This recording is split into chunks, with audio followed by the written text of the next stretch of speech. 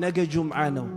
6 ቀን ማለት ነው። ልክ መርዝ እንደበላች ውሻ ስንቅለበለብ ዱንያን ስናባርር ነው ምንውለው። ይበቃል።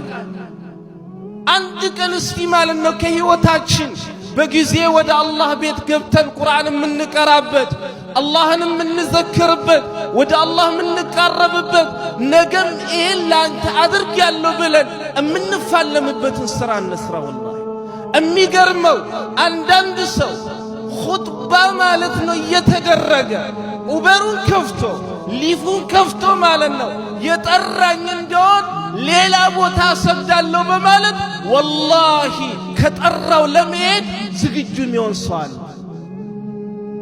ያ ወይኒ ኸሳራችን ወላሂ። ለዱንያ ይሄንን ያክል ከሰከርን ለአኺራ ማን ሊሰራልን? የነገዋን ቀብር አንርሳ። ሁሌም ምላችሁ ነገር አለ። ሰዎች ማለት ነው ዛሬ መስጂድ ውስጥ ወደድኩ አከብራለሁ አንተ እንዲነህ የሚሉ ሰዎች ወላሂ ሩህ ከተከያኒ ካንተ ውስጥ ከወጣችበት ሰዓት አንተን ወደ እውነተኛው ቤት ማለት ነው አስቀምጠው ሸኝተው ወደዚህ ወደ ህይወታቸው እስኪመጡ ነው የሚቻኮሉት።